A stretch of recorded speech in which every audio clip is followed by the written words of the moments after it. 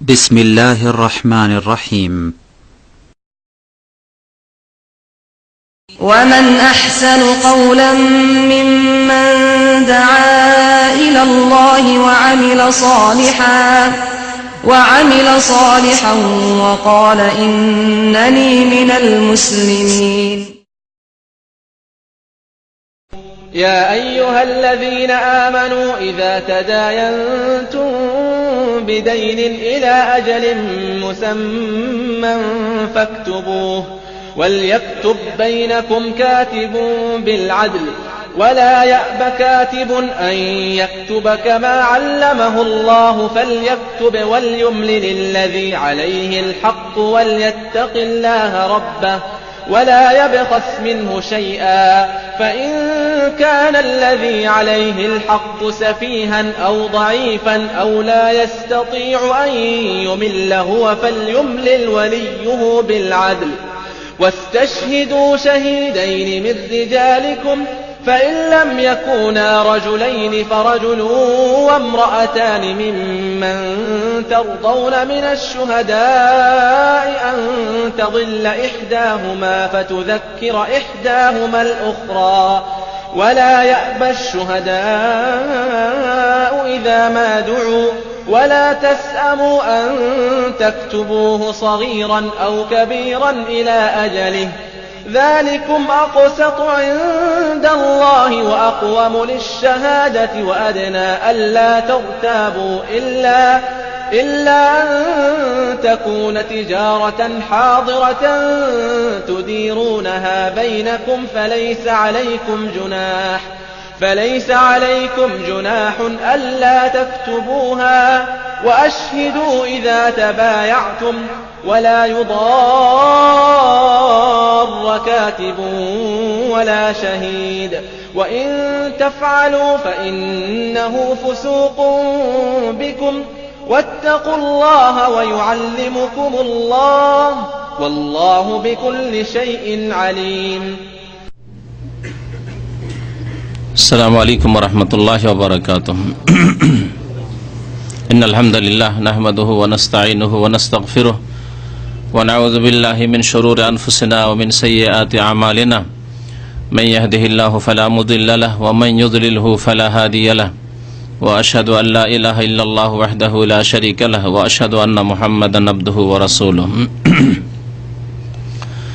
صلى الله تعالى عليه وعلى آله وصحبه وسلم تسليما كثيرا. أما بعد فأعوذ بالله من الشيطان الرجيم. بسم الله الرحمن الرحيم. من ذا الذي يقرض الله قرضا حسنا فيضاعفه له أضعافا كثيرة والله يقبض ويبسط وإليه ترجعون. মহান আল্লাহর সমস্ত প্রশংসা যে আল্লাহ পাক রব্বুল আলামিন আমাদেরকে সৃষ্টি করেছেন তার ইবাদত বন্দেগীর জন্য একমাত্র। দরুদ ও সালাম নাজিল হোক নবী মুহাম্মদ রাসূলুল্লাহ সাল্লাল্লাহু আলাইহি ওয়াসাল্লামের প্রতি, যিনি আল্লাহ পাকের হক কেমন করে আদায় করতে হবে সে সম্পর্কে মানব জাতিকে সঠিক জ্ঞান প্রদান করেছেন, যিনি আরো জানিয়েছেন এক মানুষ আরেক মানুষের হক কি করে আদায় করবে। আল্লাহুম্মা সাল্লি আলাইহি আল্লাহুম্মা বারিক আলাইহি। আল্লাহ পাক রব্বুল আলামিনের যেমন বান্দার উপর হক রয়েছে, প্রাপ্য রয়েছে, অধিকার রয়েছে, তেমনি প্রত্যেক মানুষের একের অন্যের ওপর অধিকার রয়েছে, হক রয়েছে। মানুষ মানুষ হিসাবে হক রয়েছে, মুসলিম মুসলিম হিসাবে হক রয়েছে, প্রতিবেশী প্রতিবেশী হিসাবে হক রয়েছে। এইভাবে একের অন্যের ওপর হক বা প্রাপ্য রয়েছে যা আদায় করতে হবে, তাহলেই সত্যিকার অর্থে মুসলিম হতে পারবে। মুসলিম হওয়ার জন্য যেমন আল্লাহ পাকের হক আদায় করতে হবে তেমনি বান্দার হক আদায় করতে হবে, তাহলেই খাঁটি মুসলিম হওয়া যেতে পারে। যার মধ্যে একটি দিক আছে অপরটি নেই, তার একদিক শূন্য, একদিকে দুর্বলতা, আর এই আমলের দুর্বলতা মানুষের ইমানের দুর্বলতা কমজোরি পর্যন্ত পৌঁছায়। সুতরাং আমাদের সব সময় যত্নবান হতে হবে আল্লাহ পাকের হকের ক্ষেত্রে, যেন আল্লাহ পাকের হকে ফরজ ওয়াজিবে কোনো ত্রুটি না হয়। হারাম নাজায়েজ কাজ করে যেন ত্রুটি না হয়, ঠিক তেমনি মানুষের হকের ক্ষেত্রে আমাদের যত্নবান হইতে হবে, যাতে করে কোনো মানুষের, যাদের আমাদের উপর হক রয়েছে এবং প্রত্যেক মানুষের আমাদের উপর হক রয়েছে, যদিও হকের ধরন, অবস্থা এবং পরিমাণ ভিন্ন, কিন্তু প্রত্যেকের হক আমাদের উপর রয়েছে। সে হকগুলি যেন আল্লাহ পাক আমাদেরকে আদায় করার তৌফিক দান করেন এবং সে আদায়ের মাধ্যমে আমাদেরকে খাঁটি মুমিন মুসলিম হওয়ার তৌফিক দান করেন। আজকে বান্দার উপর যেসব হক রয়েছে তার একটি হক হচ্ছে ঋণ বা করজ নেওয়ার পরে তা সঠিকভাবে পরিশোধ করা। এই ঋণের বিষয়টি অত্যন্ত গুরুত্বপূর্ণ বিষয়।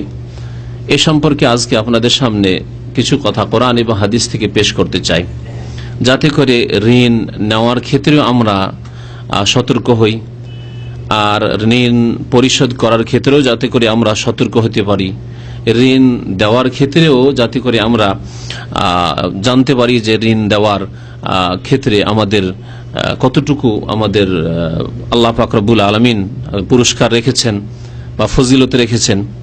সুতরাং এই ঋণ সম্পর্কে আলোচনা করব, যাতে করে আজকালকার জামানায়, যে জামানা হচ্ছে খেয়ানতের জামানা, যেই জামানার অধিকাংশ মানুষ খেয়ানতে, আত্মসাতে, বেঈমানিতে, হক নষ্ট করাই নিমজ্জিত রয়েছে, যেই জামানা সম্পর্কে নবী করিম সাল্লাল্লাহু আলাইহি সাল্লামের ভবিষ্যৎবাণী রয়েছে যে কিয়ামত যখন কাছে আসবে, সহিহ বুখারী শরীফের হাদিস, ইযা দুইয়াতিল আমানাতু ফান্তাজিরিস সাআহ।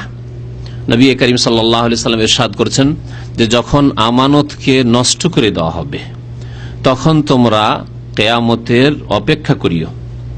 ইযা দুইয়াতিল আমানাতু ফান্তাজিরিস সাআহ। নবী করিম সাল্লাল্লাহু আলাইহি ওয়াসাল্লাম বলেন, যখন আমানতকে বিনষ্ট করে দেওয়া হবে, বরবাদ করে দেওয়া হবে। আর আমানত নষ্ট করার একটি দিক হচ্ছে যে কারো কাছে কর্জা নিলেন, ঋণ নিলেন, আপনার উপকার করলো, তারপরে তার হক নষ্ট করলেন, যথাসময়ে দিলেন না অথবা দিলেন না, তাকে হয়রান করলেন, পেরেশান করলেন, কতবার আপনার কাছে যেতে হলো, চাইতে হলো, এ সমস্ত কিছু শামিল। যদিও আপনি পরিশোধ করেন, কিন্তু যে সব হয়রানি করলেন এগুলি হচ্ছে খেয়ানতের অন্তর্ভুক্ত এবং আমানত নষ্ট করার শামিল। এটি হচ্ছে কিয়ামতের লক্ষণ। সাহাবায়ে কেরামরা তাদের জামানা, পবিত্র জামানা, স্বর্ণ যুগ, সেই যুগে তারা আশ্চর্য হলেন, জিজ্ঞাসা করলেন নবী করিম সাল্লাল্লাহু আলাইহি সাল্লামকে, ওয়া কাইফা ইয়াদাতুহা ইয়া রাসূলুল্লাহ, আমানতকে কি করে নষ্ট করে দেওয়া হবে? আমানত আবার কি করে নষ্ট করা হয়? তাই সাহাবায়ে কেরামদের জামানায় এইরকম কল্পনা ছিলই না, কল্পনার বাইরে, যে একটা লোককে আমানত দিলাম, কারো কাছে টাকা পয়সা রাখলাম অথবা ধার দিলাম, নষ্ট করে দেবে। ওয়া কাইফা ইয়াদাতুহা, কেমন করে আমানত নষ্ট করে দেওয়া হয়? রাসূলুল্লাহ সাল্লাল্লাহু আলাইহি ওয়াসাল্লাম ইরশাদ করলেন, ইযা উসিদাল আমরু ইলা গায়রি আহলিহি ফান্তাজিরিস সাআহ, যখন অযোগ্যকে কোন দায়িত্ব দিয়ে দেওয়া হবে, যে দায়িত্ব দেওয়া হলো শুধু এটি বড় বৃহৎ নেতৃত্বের ক্ষেত্রেও নয় আর ছোটখাটো নেতৃত্বের ক্ষেত্রেও নয়, বরং সমস্ত ক্ষেত্রকে শামিল।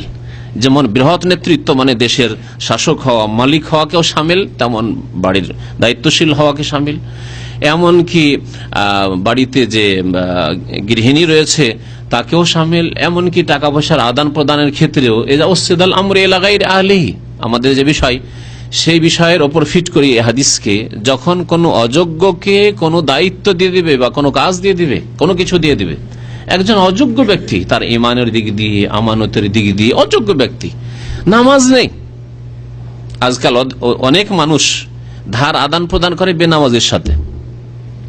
যে ব্যক্তি আল্লাহ পাকের হক 5 ওয়াক্ত ফরজ করেছেন নষ্ট করতে পারে, সে আপনার হক নষ্ট করতে পারে না? যে কোনো সময় নষ্ট করতে পারে, যদিও দেখানোর জন্য অথবা বৃহৎ স্বার্থের জন্য। আজকে 1000 টাকা পেয়েছি, কালকে 10,000 টাকা পাওয়ার সুযোগ সুবিধা নেওয়ার জন্য, আরো বড় ফায়দা নেওয়ার জন্য হয়তো যথাসময়ে দিয়ে দিল, উপকার করে দিল, কিন্তু আল্লাহর ভয়ে সে করেনি, আল্লাহ সন্তুষ্টির জন্য সে করেনি। একজন আল্লাহ ভীরু ব্যক্তি, যে ব্যক্তি আল্লাহ পাকের হক সুন্দরভাবে আদায় করে, সেই ব্যক্তি আমানত আদায় করবে, কারো টাকা পয়সা নিয়েছে, কর্জা নিয়েছে, আদায় করবে, সে আল্লাহর সন্তুষ্টির জন্য করবে, আল্লাহকে রাজি করার জন্য করবে, আল্লাহ পাকের ভয়ে করবে। দুইজনের মাঝে পার্থক্য আছে। কিন্তু একজন বেনামাজি হতে পারে, আপনি বলতে পারেন যে একজন বেনামাজি, কিন্তু দেখা যায় আদান প্রদানের ক্ষেত্রে খুব ক্লিয়ার। হ্যাঁ, ক্লিয়ার পার্থিব স্বার্থে, সে ভালো করে জানে, ব্যবসা বুঝে, সে বুঝে যে দুনিয়ার স্বার্থ কি করে হাসিল করতে হয়। যেমন আজকাল যেসব লোকেরা যাদের আল্লাহর প্রতি ইমান নেই, পরকালের প্রতি ইমান নেই, বিজাতি, তাদের মধ্যে আদান প্রদানগুলির ক্ষেত্রে অনেক সময় দেখা যায় অনেক লোক ক্লিয়ার, পরিষ্কার তাদের আদান প্রদান, কিন্তু দুনিয়ার স্বার্থের জন্য বড় যদি সুযোগ পেয়ে যায় আর যদি বুঝতে পারে, টের পেয়ে যায় যে আমাকে আর ধরতে পারবে না, আমি এমন অবস্থায় চলে এসেছি এই বড় অঙ্কের টাকা নিয়ে, যদি এখান থেকে আউট হয়ে যায় তাহলে আর আমাকে ধরতে পারবে না, আমার কিছু করতে পারবে না, দেখেন তখন। কিন্তু একজন মুমিন মুত্তাকি, অল্প পয়সায় হোক আর বেশি পয়সায় হোক, আর তাকে ধরতে পারুক দুনিয়ায় আর নাই পারুক, সে ভালো করে জানে যে আল্লাহ পাক কাল কিয়ামতে ধরবেন, সুতরাং এক পয়সা কারো মারবে না।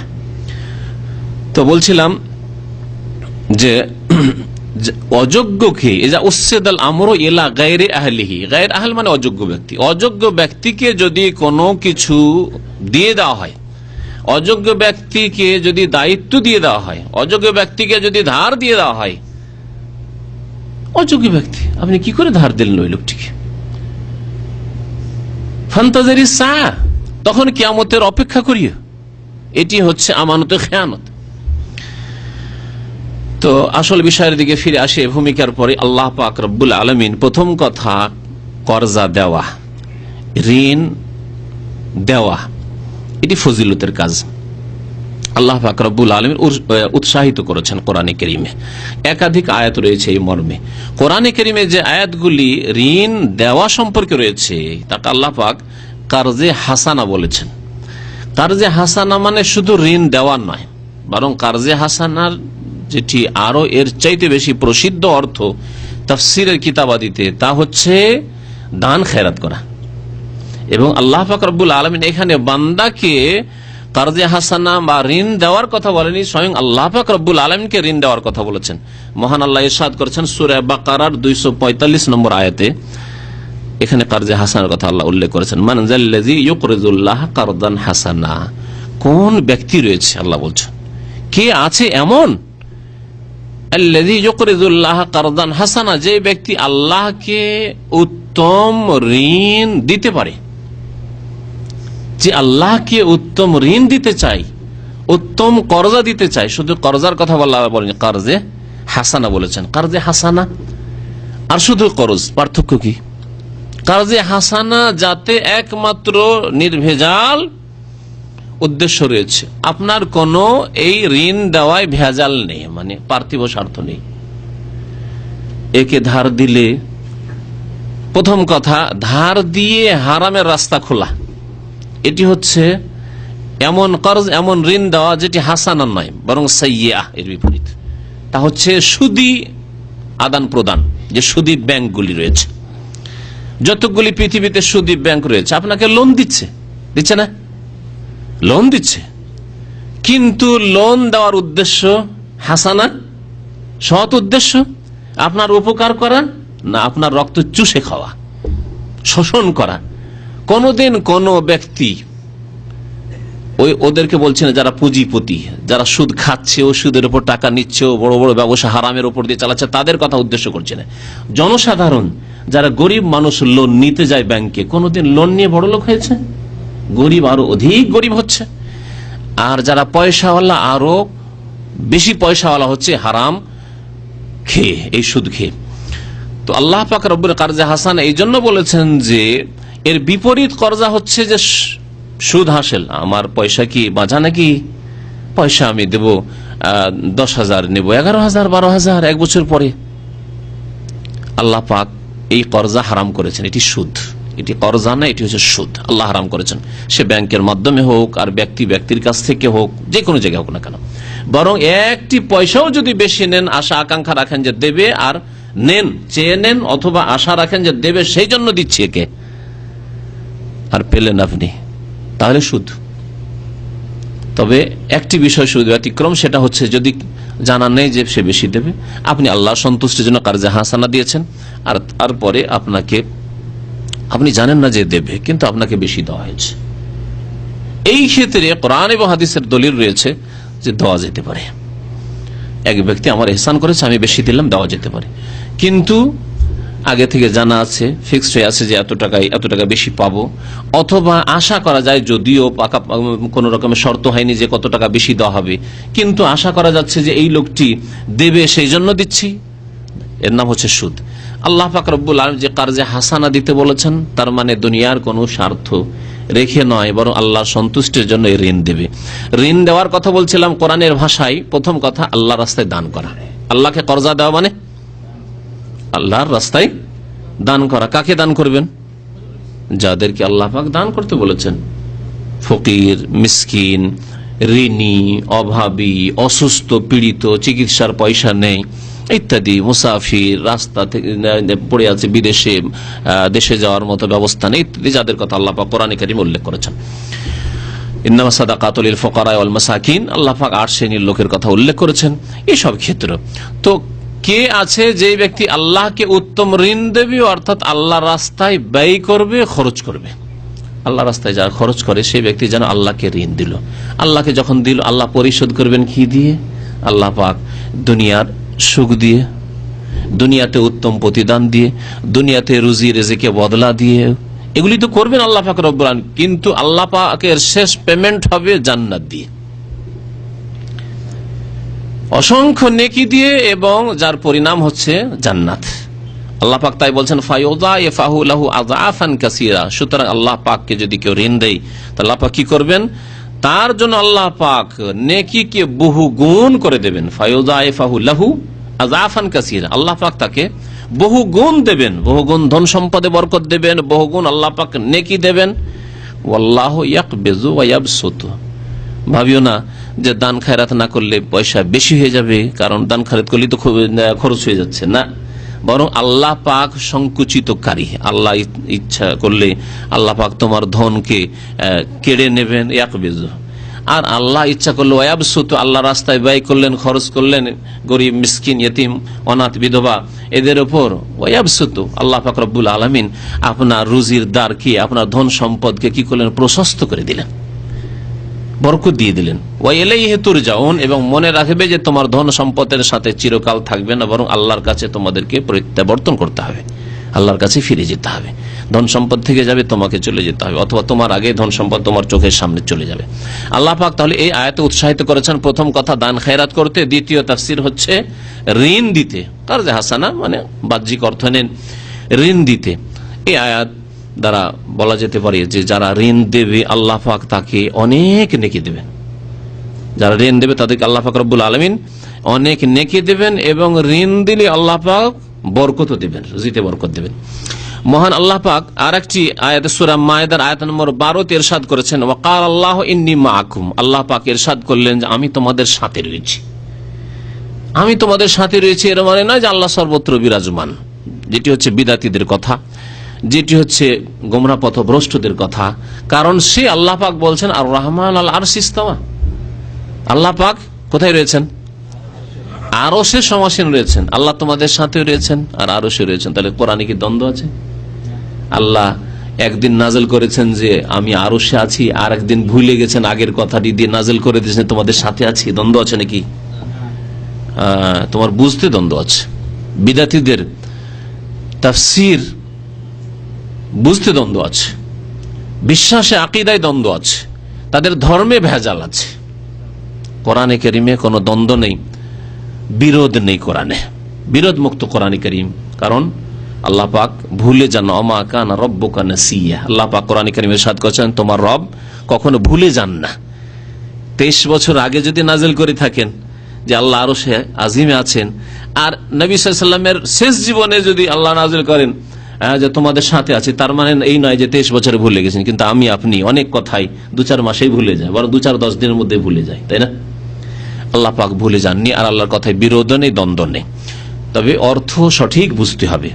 আল্লাহ পাক আরো ইরশাদ করেছেন আমিনতুম মান ফিস সামাই, তোমরা কি নির্ভীক হয়ে গেছো, ভয় করো না সেই সত্তাকে যিনি কোথায় রয়েছেন? মান ফিস সামাই, যিনি আকাশে রয়েছেন। তো কোরআনে কারীমে আল্লাহ বলছেন আকাশেও রয়েছেন, আর আল্লাহ পাক বলছেন ওয়াকাল আল্লাহ ইন্নী মাআকুম, আমি তোমাদের সাথে রয়েছি। তো আমরা কি আকাশে আছি নাকি? আমরা তো আকাশে নেই, আমরা তো জমিনে আছি। কি অর্থ? তাহলে অর্থের সমন্বয় করতে হবে, অর্থের সমন্বয় করতে হবে। আল্লাহ তার আরশে আজিমও আছেন, আল্লাহ আকাশের ঊর্ধ্বে আকাশের ওপরেও আছেন, আর আল্লাহ আমাদের সাথেও আছেন, যেমন তার জন্য উপযোগী। কেমন ভাবে? উলামায়ে কেরামরা যারা কোরআন সুন্নাহর অনুসারী, আকীদার ক্ষেত্রে, আমলের ক্ষেত্রে যারা বিদআতপন্থী নাই, তারা বলেছেন যে আল্লাহ পাক তার আরশে আজিমে আছেন, আর আরশে আজিম আসমানের উপরে। আল্লাহ পাকের জাত আরশে আজিমের উপরে রয়েছেন। আর রহমান ও আলাল আরশি ইস্তাওয়া, এই ক্ষেত্রে বেশ কয়েকটি আয়াত রয়েছে, 7-8টি আয়াত রয়েছে। আর আল্লাহ পাক রব্বুল যেখানে বলেছেন তোমাদের সাথে রয়েছে, ওয়া হুয়া মাআকুম আইনামা কুনতুম, যেখানে থাকো না কেন সেখানে আল্লাহ পাক তোমাদের সাথে রয়েছেন। এখানে আল্লাহ পাক বলেছেন ওয়া ক্বালা আল্লাহু ইন্নী মাআকুম, তোমাদের সাথে রয়েছেন। এটি দুই রকমের। একটি হচ্ছে সাধারণ মানুষের সাথে আল্লাহ পাক রব্বুল আলামিন রয়েছেন, কোন দিক দিয়ে? জ্ঞানের দিক দিয়ে এবং আল্লাহ পাক পরিবেষ্টন করার দিক দিয়ে। জ্ঞানের দিক দিয়ে অর্থাৎ আল্লাহ প্রত্যেক মানুষ সম্পর্কে সম্যক জ্ঞান রাখেন, কে কোথায় আছে, কে কোন অবস্থায় আছে, মুসলিম হোক আর কাফের হোক। পরিবেষ্টন করার দিকে প্রত্যেক মানুষ আল্লাহ পাকের পরিবেষ্টনের বাইরে যেতে পারে না, আল্লাহ পাকের ঘেরার বাইরে যেতে পারে না। কোন মানুষ সে এই ক্ষমতা নেই যে আল্লাহ পাক ওর খোঁজ রাখে না যে কোথায় যে গেল, এই আসামি যে কোথায় পলাতক, হ্যাঁ, এইরকম নয়। তাই ইলমের দিক দিয়ে, ইহাতার দিক দিয়ে তাফসীরকারগণ বলেছেন, ইলমের দিক দিয়ে অর্থাৎ জ্ঞানের দিক দিয়ে, আর ইহাতা মানে পরিবেষ্টন করার দিক দিয়ে আল্লাহ পাক রব্বুল আলামিন সকলের সাথে রয়েছেন, মুসলিমের সাথে কাফেরের সাথে। আর মুমিন আল্লাহর বান্দার সাথে, নেক লোকের সাথে অতিরিক্ত এই জ্ঞান এবং পরিবেষ্টনের বেশি আরো সাহায্যের দিক দিয়ে, হ্যাঁ, সহযোগিতার দিক দিয়ে, হেফাজতের দিক দিয়ে সাথে রয়েছেন। আল্লাহ পাক মুমিন বান্দার হেফাজত করেন, আল্লাহ পাক নেক বান্দাদের সাহায্য করেন। এসব দিক দিয়ে আল্লাহ পাক রব্বুল আলামিন ওয়া ক্বালা আল্লাহু ইন্নী মাআকুম, আমি তোমাদের সাথে রয়েছি। বড় নেতা ঢাকায় বসে আছে আর রাজনৈতিক লড়াই চলছে পল্লীগ্রামে, কোন এক ডিস্ট্রিক্টের একবারে সুদূর 500 কিলোমিটার দূরে ধরেন ঢাকা থেকে। আর এই নেতা, বড় নেতা বলছে নিজের দলের লোকদেরকে যে সংগ্রাম চালিয়ে যাও, আমি তোমাদের সাথে আছি। বলে না, বলে না? হ্যাঁ, তোমরা সংগ্রাম চালিয়ে যাও এলাকায়, আমি তোমাদের সাথে আছি। অথচ ঢাকাতে পড়ে আছে, 500 কিলোমিটার দূরে মারামারি চলছে, গন্ডগোল চলছে, আওয়ামী লীগ আর বিএনপি ইত্যাদি। বুঝতে পারছেন তো? তাহলে একজন মানুষ যদি তার নেতৃত্বের ক্ষমতা, সামান্য ক্ষমতা নিয়ে যদি কথা বলে আমি তোমাদের সাথে আছি, আল্লাহ পাক বলছেন আরশে আজিমে থেকে বলছেন ইন্নী মাআকুম, আমি তোমাদের সাথে, তোমাদের হেফাজতে আছি, তোমাদের রক্ষণাবেক্ষণে আছি, তোমাদের দেখাশোনা আছি, তোমাদের সম্পর্কে আমি জ্ঞান রাখি, ভুলে যাইনি। হে মুমিন বান্দা, তোমাদের আমি হেফাজত করব। আল্লাহর জন্য উত্তম দৃষ্টান্ত। লাইন আকামতুমুস সালাত, আল্লাহ পাক বলছেন তোমরা যদি নামাজ কায়েম করো তো তোমাদের সাথে আছি। সুবহানাল্লাহ। আজকে অধিকাংশ মুসলিম বেনামাজি, সুতরাং আল্লাহ তাদের সাথে নেই। ওয়া ক্বালা আল্লাহু ইন্নী মাআকুম, প্রশ্ন পড়ে, ওয়া ক্বালা আল্লাহু ইন্নী মাআকুম, আমি তোমাদের সাথে আছি। লাইন আকামতুমুস সালাতা, যদি নামাজ প্রতিষ্ঠা করো। গত শুক্রবারে নামাজ প্রতিষ্ঠা 7টি দিক উল্লেখ করেছি। এই 7টি দিকে কমপ্লিট করে নামাজ কায়েম করুন, নামাজ প্রতিষ্ঠা করুন। আল্লাহ অবশ্যই উম্মতে মুসলিমার সাথে আছেন। উম্মতে মুসলিমা না লাঞ্ছিত হবে, না পদদলিত হবে, না অপদস্থ হবে, না গোলামি করবে, বরং ওয়ান্তুমুল আলাউন হবে। আল্লাহ পাক উপরে রাখবেন, আল্লাহ পাক শ্রেষ্ঠত্ব দান করবেন। লা ইস্তাখলিফান্নাহুম ফিল আরদ, আল্লাহ পাক তাদেরকে খেলাফত দান করবেন। খেলাফতের জন্য এত সংগ্রাম করতে হবে না, আর এত বিদাতি তরিকা অবলম্বন করতে হবে না, আল্লাহ পাক অবশ্যই দেবেন। কিন্তু আল্লাহ পাক বলছেন তোমাদের সাথে আছি। লাইন আকামতুমুস সালাতা ওয়া আতাইতুমুজ যাকাতা, যদি যাকাত প্রদান করো। এখনো যে কোনো গরিব দেশে, পয়সাওয়ালা দেশের কথা বলছি না, সৌদি আরবের মতো, কুয়েতের মতো গরিব দেশে, বাংলাদেশের মতো দেশে, জি গরিব দেশগুলিতে, ইন্দোনেশিয়ায়, যদি যে কোনো গরিব দেশ নিয়েন, যদি সচ্ছল ব্যক্তিরা যাদের উপর যাকাত ফরজ আছে যথাযথভাবে যাকাত আদায় করে আর গরিবদের কাছে সঠিকভাবে পৌঁছে দেয়, তাহলে কোনো ভিক্ষুক থাকবে না, কোনো গরিব থাকবে না, কোনো অভাব থাকবে না। ওয়াতাইতুমুজ যাকাত ওয়া আমানতুম বিরাসূলি, আর যদি আমার রাসূলগণের প্রতি ঈমান নিয়ে আসো, ওয়া আযযারতুমুহু, এবং রাসূলগণের সাহায্য করো, রাসূলগণের সাহায্য করো। যেহেতু এই সম্বোধন করা হয়েছিল বনি ইসরায়েলদেরকে। সেই জামানায় এক যুগে একাধিক রাসূল আসতেন, এই জন্য বহু বচন দিয়ে আল্লাহ পাক বলেছেন। তা রাসূলের সাহায্য করলে আল্লাহ পাক রব্বুল আলামিন আমাদের সাথে আছেন। আমরা রাসূলুল্লাহ সাল্লাল্লাহু আলাইহি ওয়াসাল্লামের সুন্নাত ছেড়ে বিদআতে লিপ্ত হয়েছি, তাওহীদ ছেড়ে শিরকে লিপ্ত হয়েছি। আমরা নবী করিম সাল্লাল্লাহু আলাইহি ওয়াসাল্লামের নিয়ে আসা দিন থেকে অনেক দূরে সরে গেছি। আমরা এক শ্রেণীর লোকেরা, ফাসিকরা পাপে লিপ্ত, আর বিদাতিরা বিদাতে লিপ্ত। না নবী সাল্লাল্লাহু আলাইহি ওয়াসাল্লামের সুন্নত পালন, না ফরজ ওয়াজিব, না নামাজ। তাহলে আল্লাহ পাক কেমন করে আমাদের সাথী হবেন? ওয়া আকরাজতুমুল্লাহ কারদান হাসানা, আর যদি তোমরা আল্লাহ পাককে কারজে হাসানা দান করো তাহলে তোমাদের সাথে আল্লাহ পাক রয়েছেন। আর কি দিবেন বলছেন, লাউকাফিরান্না আনকুম সাইয়্যাতিকুম, তোমাদের গুনাহগুলিকে আমি মাফ করে দেব, মোচন করে দেব। লাউকাফিরান্না আনকুম সাইয়্যাতিকুম ওয়া লাউদখিলান্নাকুম জান্নাতিন তাজরি মিন তাহতিহাল আনহার, আর এমন জান্নাত গুলিতে তোমাদেরকে দাখিল করব যে জান্নাতের নিম্ন দেশে বহু ঝর্ণা সমূহ প্রবাহিত রয়েছে। তাজরি মিন তাহতিহা আনহার, আল্লাহ পাক জান্নাত দান করবেন, দুনিয়ায় গুনাহ খাতা মাফ করে দেবেন। এর চাইতে বড় কামিয়াবি আর কি হতে পারে? আপনি যদি কনফার্ম হয়ে মরতে পারেন যে আলহামদুলিল্লাহ আমার উপর কোনো গুনহার বোঝা নেই, এর চাইতে বড় কামিয়াবি আর কিছু আছে? এই কাজগুলি করলে আল্লাহ কি বলেছেন? তাহলে কয়েকটি কাজ আবার দেখি আমরা। লাইন আকামতুমুস সালাতা, নামাজ কায়েম করো, ওয়া আতাইতুমুজ যাকাতা, যাকাত যদি দাও, আর ওয়া আমানতুম বিরাসূলি, যদি রাসূলগণের প্রতি ঈমান নিয়ে আসো, ওয়াজ্জারতুম, তাদের সাহায্য রাসূলের নিয়ে আসা। রাসূলুল্লাহ সাল্লাল্লাহু আলাইহি ওয়াসাল্লাম দুনিয়া থেকে বিদায় নিয়েছেন, কিন্তু সেই দিনে যদি সাহায্য সহযোগিতা করো, সেই দিনের দাওয়াত এবং ইরশাদের কাজ করো, প্রচার প্রসার করো, দিনের দাওয়াত যতটুকু যেভাবে দিতে পারেন আপনি হয়তো একটি কিতাবের মাধ্যমে দিতে পারেন, নিজে বলার ক্ষমতা নেই, লেখার ক্ষমতা নেই, কিতাব একটি কিনে দিতে পারবেন, আপনি একটি ক্যাসেট কিনে দিতে পারবেন, একটি সিডি কিনে দিতে পারবেন, কোন জায়গায় হক কথা বলতে পারবেন, কোন জায়গায় অন্যায় প্রতিবাদ করতে পারবেন, কোন জায়গায় পাপ করা বন্ধ করতে পারবেন, কোন জায়গায় নেকির কাজে উপদেশ দিতে পারবেন, ইত্যাদি সবগুলি রাসূলুল্লাহ সাল্লাল্লাহু আলাইহি ওয়াসাল্লামের সাহায্য করা এবং দ্বীনকে বলিষ্ঠ করা।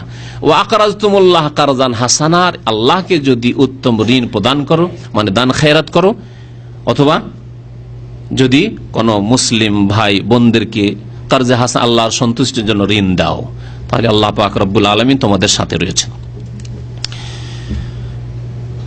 এই ঋণ অত্যন্ত গুরুত্বপূর্ণ বিষয়।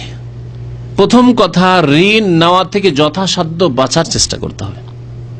এটা অভ্যস্ত হন যে আমার যতটুকু চাদর লম্বা আছে ততটুকু পা লম্বা করব। বুঝেন না এই উদাহরণ? হ্যাঁ, চাদর যতটা লম্বা ততটাই পা লম্বা করবো, যাতে করে পা না খুলে যায় অথবা এদিকে মাথা না খুলে যায়।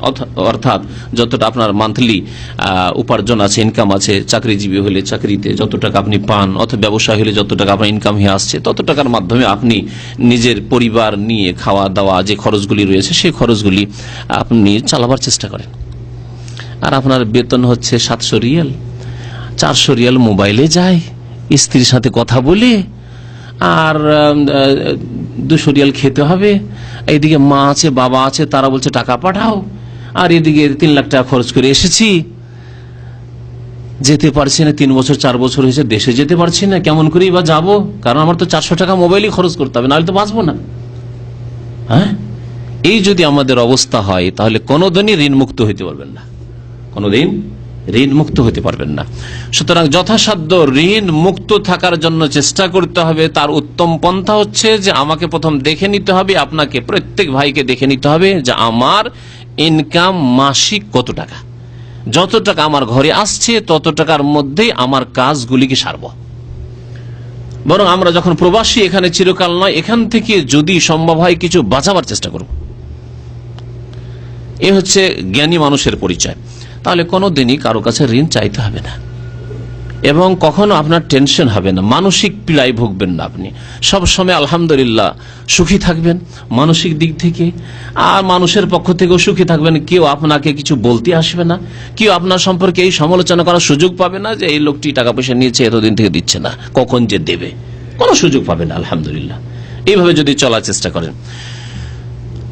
ঋণের বিষয়টি বা ঋণ পরিশোধের বিষয়টি এত গুরুত্বপূর্ণ যে কোনো মানুষ যদি মারা যায়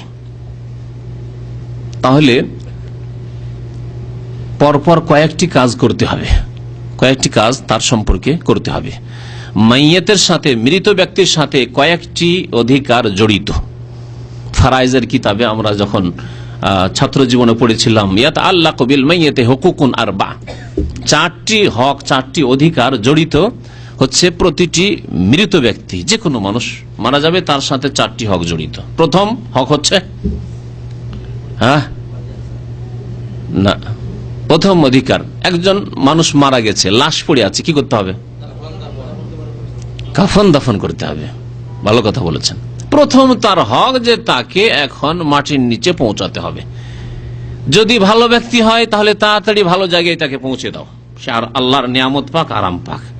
নবী করিম সাল্লাল্লাহু আলাইহি ওয়াসাল্লাম বলেছেন, তোমরা খবরদার বিলম্ব করবে না মাইয়াতকে নিয়ে, অমুক আসুক তমুক আসুক, ও আসছে সে আসছে, না, বিলম্ব করিও না। আর যে ওয়াইন ইয়াকু শাররান, যদি খারাপ মানুষ হয় তাহলে কি করতে হবে?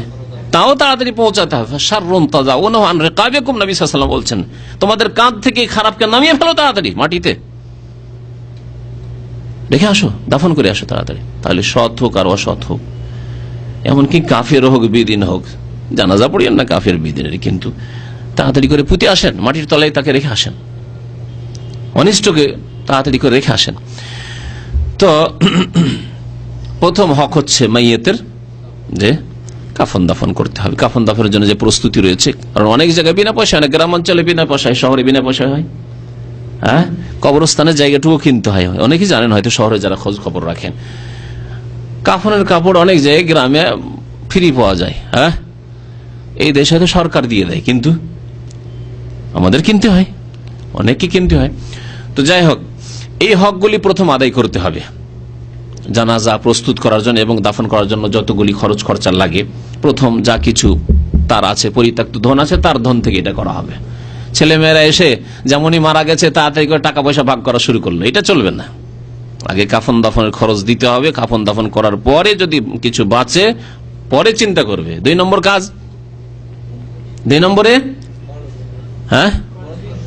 ঋণ পরিশোধ করতে হবে, লোন দেখতে হবে যে এই ব্যক্তি যে মারা গেছে এর ওপর ঋণ কর্জা কারো আছে নাকি, কেউ টাকা পাবে, আগে থেকে খোঁজ করতে হবে।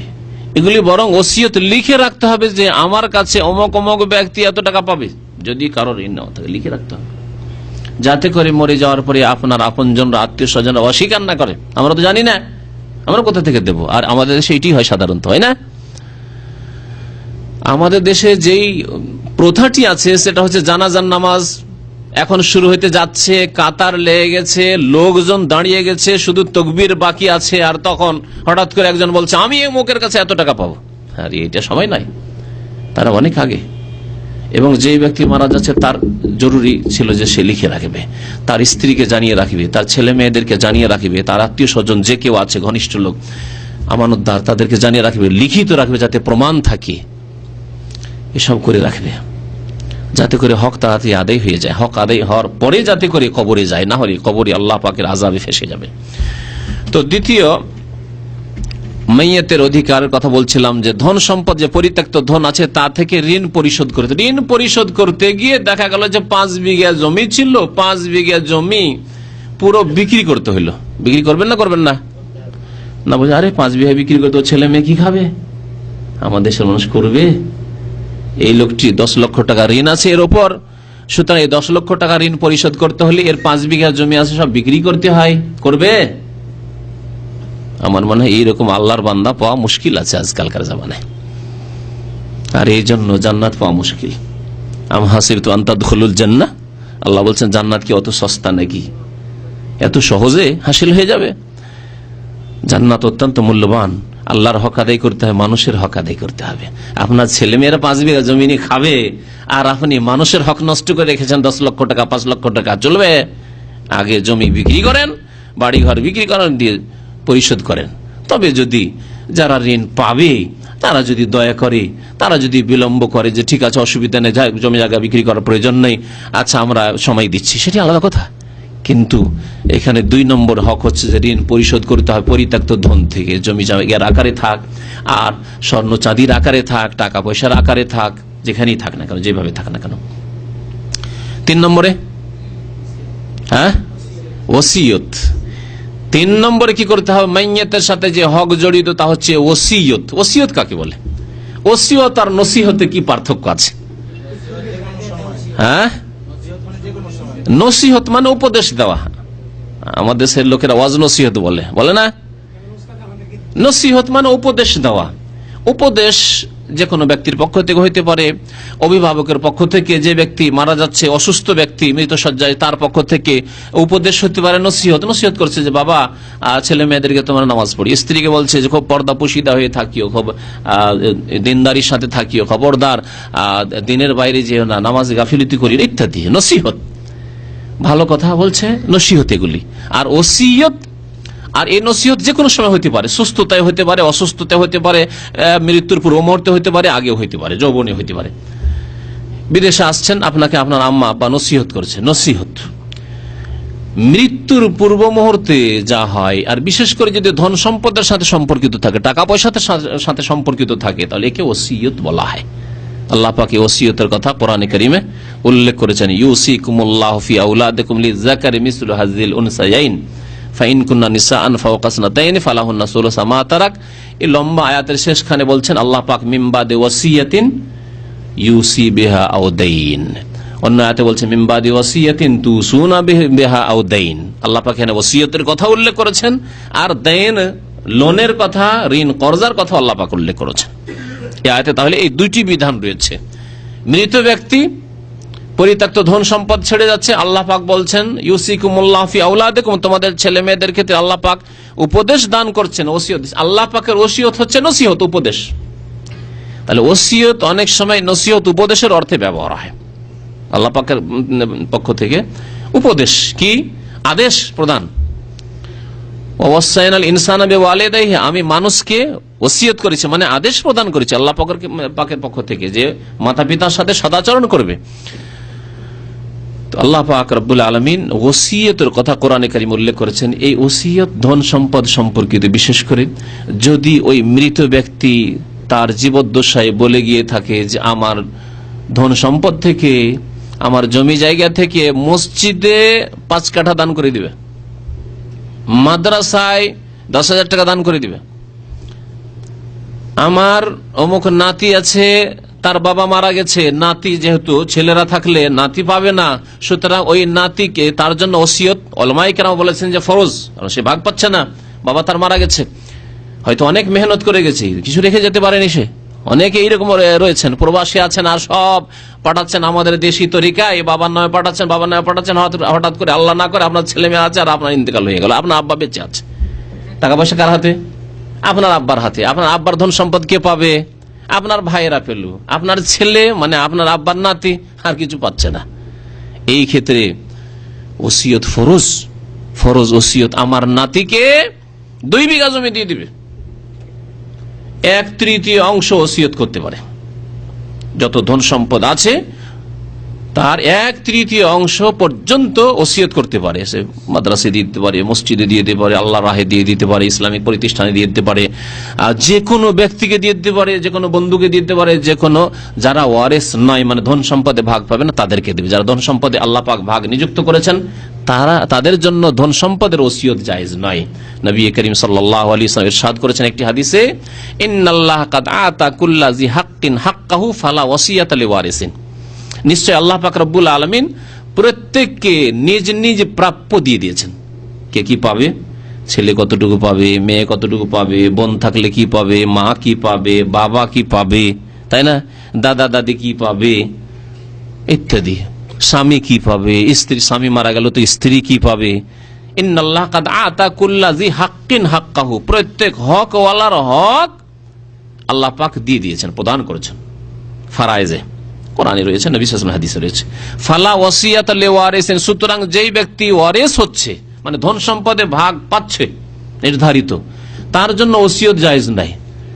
তাহলে এ কথা বলা যাবে না, ছেলে আপনার ওয়ারিস হচ্ছে, আপনার আব্বা ওয়ারিস হচ্ছে, আর বলছেন আমার আব্বা 6 ভাগের 1 ভাগ পাচ্ছে, আচ্ছা না, ওনাকে আরো 10,000 টাকা দিয়ে দিও, আরো 1 লাখ টাকা দিয়ে দিও। ফালা ওয়াসিয়াতা লিওয়ারিসিন, যে ধন সম্পদে ভাগ পাচ্ছে তার জন্য ওসিয়ত নেই। ওসিয়ত ওই ব্যক্তির জন্য যে ব্যক্তি ধন সম্পদে ভাগ পাবে না, কিন্তু তাকে আপনি দিতে চান কিছু, মাদ্রাসা মসজিদই হোক আর কোনো ব্যক্তি হোক। তো বলছিলাম তৃতীয় হক যে ওসিয়ত, তাহলে মাইয়াতের ধন সম্পদ 3 নম্বরে দেখতে হবে যে কোনো ওসিয়ত আছে কিনা। লিখিত থাকলে তো স্পষ্ট প্রমাণ, অথবা 2 জন সাক্ষী আছে দাঁড়িয়ে বলল যে এই ভাই যে মারা গেছেন উনি বলেছেন যে মসজিদে 5 কাঠা জমি দেবো, ছেলে মেয়েরা বলছে যে না না না আমরা দেবো না, আমরা জানি না, চলবে না। 2 জন সাক্ষী যদি মুসলিম থাকে, দিনদার নামাজি মুসলিম, তাহলে দিতে হবে, কারণ এই মৃত ব্যক্তি বলে গেছে। ওই নাতিকে আমার 2 বিঘা জমি দিয়ে দিও বলে গেছে, সাক্ষী 2 জন আছে অথবা লিখিত আছে, এই জন্য লিখিত থাকা উচিত। ছেলেরা আরে 2 বিঘা জমি চলে যাবে, ও নাতি ওই ছেলে পেয়ে যাবে, আমাদের কমে যাবে, না না না দেব না, চলবে না, সাক্ষী আছে, দিতে হবে। 3 নম্বরে ভাগ বন্টনের আগে কি ওসিয়ত, তাহলে 3 নম্বরে ওসিয়ত। 4 নম্বরে না না জানা ওই ওর মধ্যে সব শামিল। 4 নম্বরে হচ্ছে ধন সম্পদ ভাগ করা। এখন বাকি যে পরিত্যক্ত ধন সম্পদ আছে এখন ভাগ করেন, যে যা পাবে। এখন ছেলে বলতে পারে যে আমরা ভাগ করি, ছেলেরাই তো আমাদের সবকিছু দখল করে নিচ্ছে, ওদের কাছে ওরা আবার কার কাছে চাইতে যাবে। হ্যাঁ, মেয়েদের ক্ষেত্রে বলবো, কারণ এরা আমাদের সমাজে মজলুম, নির্যাতিতা। বিয়ে দিয়ে দিল মানে বিদায় করে দিল, আর দেবে না কিছুকে। আর এমন তারা দুর্বল মানসিক দিক থেকে যে চাওয়াটাকেও বড় লজ্জার ব্যাপার। কি করে ভাইয়ের কাছে চাইবো? ভাইয়ের কাছে চাইলে আর ভাইয়ের বাড়ি আসতে পারবে না, তার মানে হোটেলে কিছু ডিপোজিট রেখে যেতে হবে। দুনিয়ায় কোনো হোটেলে দামামে খেলে তো কোনো ডিপোজিট রাখতে হয় না, রাখতে হয় নাকি? যাচ্ছেন নগদ 5 রিয়াল দিচ্ছেন, 10 রিয়াল দিচ্ছেন, খেয়ে দিয়ে বেরিয়ে যান, না অগ্রিম কিছু ডিপোজিট দিয়ে যেতে হচ্ছে। কিন্তু ভাইয়ের বাড়ি আমাদের দেশে, ভারত, বাংলাদেশ, পাকিস্তানে শোনেন অধিকাংশ ভাইয়ের বাড়িতে বোনকে যদি আসতে হয় রাস্তা খোলা রাখতে হয়, তাহলে জমি জায়গা নেওয়া চলবে না, রাখতে হবে। কারণ আসি ছেলে মেয়ে নিয়ে আসবো, 10 দিন থাকবো, খাবো দাবো, তো কিছু রাখতে হবে। নিয়ে গেলে রাস্তা বন্ধ করে দিবে। ভাই কেমন জালেমের জালেম আমার দেশের অধিকাংশ ভাইয়েরা। ইসলামিক প্রথা যেখানে নারীদের ওপর নির্যাতন হয়েছে, এই নারী নির্যাতন দূর করেন। আর নারী নির্যাতনের নামে আজকাল নারীদের ইজ্জত নিয়ে খেলা, তাদেরকে রাস্তায় মাঠে ঘাটে নামিয়ে দেওয়া, রাজনীতিতে পলিটিক্সে নামিয়ে দেওয়া, এগুলি অনইসলামিক কাজ। যেখানে নারীর হক রয়েছে সেখানে নীরব রয়েছে, চুপ রয়েছে জাতির নেতারা। আর যেখানে নারীর হক নেই, যেখানে নারী যদি বেরিয়ে যায় রাস্তাঘাটে, মাঠে ঘাটে, কলকারখানায় বেরিয়ে যেখানে তাদের ইজ্জত নষ্ট করা হবে, ধর্ষিত হবে তারা, সেখানে তাদেরকে বের করতে চায়। কারণ নারীদের সম্পর্কে এই জালেম পুরুষদের অসৎ নিয়ত রয়েছে, নিয়ত সৎ নেই। তো বলছিলাম যে 4 নম্বরে তখন ভাগ। হ্যাঁ, বোন আসছে, আসুক আর না আসুক, ভাইকে বলতে হবে যে আসো বোন, আব্বা মারা গেছেন, এখন তাড়াতাড়ি করে আমরা এখানে একই জমিগুলি খাবো, জমি ভাগ করি, তুমি তোমার জমি নিয়ে যাও। এই যে টাকা আছে, 1 লক্ষ টাকা আছে, যাও, এত টাকা ভাগ পাচ্ছ, তুমি ভাগ নিয়ে যাও। জি, মাকে বলবে মা আপনার ভাগ এতটা, আপনি এটা নেন, নিয়ে যান। এইভাবে ভাগ করে দেবে। তো বলছিলাম এই ঋণের আলোচনা করতে গিয়ে এদিকে এগিয়ে যেতে এই জন্যই হলো যে এতেও আমাদের দেশে কুসংস্কার রয়েছে, সুতরাং সেগুলি দূর করার প্রয়োজন রয়েছে। ঋণের কথা বলছে, ঋণ কত গুরুত্বপূর্ণ, যে ওসিয়তের আগে ঋণ পরিশোধ করতে হবে। ঋণ পরিশোধ করতে গিয়ে সমস্ত ধন সম্পদ জমি জায়গায় শেষ হয়ে গেল, তাহলে আর ওসিয়ত নেই। ওসিয়ত যে করা ছিল, এমন একজন লোক, উদাহরণস্বরূপ ধরুন যে তার উপর 1 লক্ষ টাকা ঋণ আছে, আর সে ওসিয়ত করে রেখেছে যে মসজিদে 10,000 টাকা দিয়ে দিও। 1 লক্ষ টাকা ঋণ আছে, আর ওর যে টাকা পয়সা আছে বা জমি জায়গার দাম 1 লক্ষ টাকা। ঋণ পরিশোধ করলে আর ওসিয়ত তার বাস্তবায়ন করা হয় না, কি করতে হবে? ঋণ পরিশোধ করে দিতে হবে। ওসিয়ত থাকলে ওসিয়ত বাস্তবায়ন করার সময় টাকা পয়সা নেই, শেষ। ছেলে মেয়েরা খালি হাতে, জন্মজুর হইতে হবে, সকালে যেতে হবে, সন্ধ্যায় খেতে হবে, রিক্সা চালাতে চালাক, রিক্সা চালাক, কিন্তু ঋণ পরিশোধ করতে হবে। ঋণ আগে পরিশোধ করতে হবে। কত গুরুত্বপূর্ণ বিষয়টি ঋণের। ঋণ নেওয়ার সময় আমাদের অন্তরে যদি আমরা নিই ঋণ, আল্লাহ না করে প্রথম কথা ঋণ নিতে হয়, কিন্তু ঋণ যদি নেন তো কোনো দোষণীয় ব্যাপার নয়। নবী করিম সাল্লাল্লাহু আলাইহি সাল্লাম সাহাবায়ে কেরাম ঋণের আদান প্রদান করেছেন, লোন কর্জা নিয়েছেন, দিয়েছেন, করেছেন নবী করিম সাল্লাল্লাহু আলাইহি ওয়াসাল্লাম সাহাবায়ে কেরাম। সুতরাং নেওয়া যেতে পারে, কিন্তু যদি এতে থেকে বেঁচে থাকেন, যেমন বললাম, তাহলে ভালো। ঋণ যখন নেবেন কারো কাছে, তখন অন্তরে যাতে করে ইখলাস থাকে। কিসের ইখলাস?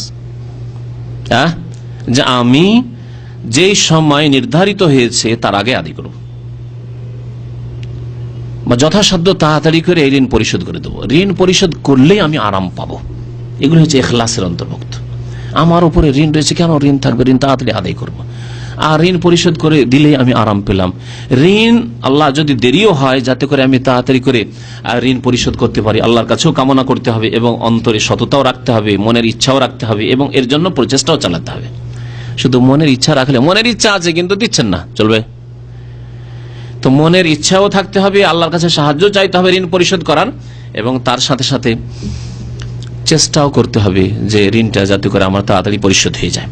নবী করিম সাল্লাল্লাহু আলাইহি ওয়াসাল্লাম ইরশাদ করেছেন, যারা ঋণ নেওয়ার পরে পরিশোধের ইচ্ছা রাখবে আল্লাহ পাক তাদের সাহায্য করবেন। আর যদি কেউ ঋণ নেওয়ার সময় যদি মনে গোলমাল থাকে, ঋণটা পেয়ে তো যাই, দেখা যাবে কখন দিব, দেখা যাবে, আল্লাহ পাক সর্বনাশ করে দেবেন। নবী করিম সাল্লাল্লাহু আলাইহি ওয়াসাল্লাম হাদিসটি শোনায় আবু হুরায়রা রাদিয়াল্লাহু তাআলা আনহু বর্ণনা করেছেন, বুখারী শরীফে রয়েছে, মান আখাযা আমওয়ালান নাস ইউরিদু আদাআহা, যেই ব্যক্তি কোন মানুষের ধন সম্পদ নিল, ধার নিল, ইউরিদু আদাআহা, উদ্দেশ্য হচ্ছে আদায় করে দেওয়া, আমি আদায় অবশ্যই করব, অবশ্যই করব, ইনশাআল্লাহ করব, এই নিয়ত নিয়ে আমি ঋণ নিলাম, আদাল্লাহু আনহু, তাহলে আল্লাহ পাক রব্বুল আলামিন তার পক্ষ থেকে তার ঋণ পরিশোধ করবেন। সুবহানাল্লাহ, আল্লাহ ঋণ পরিশোধ করবেন, আল্লাহ কোনদিন দিতে আসবেন, কিন্তু আল্লাহ দাতা, যেহেতু আল্লাহ পাক তাকে তৌফিক দেবেন, এমন রেজেকের দ্বার খুলে দেবেন। দেখছেন যে আমি 2 লাখ টাকা ধার করে এসেছি, আর এসে তো আমার বেতন তো কম, 500-700 টাকা বেতন, এতে বাবা মা কি পাঠাবো কি, আর নিজের খাওয়া খরচে কি রাখবো, আর এত টাকা কি করে ঋণ পরিশোধ করব, অনেক চিন্তায় আছেন আপনি।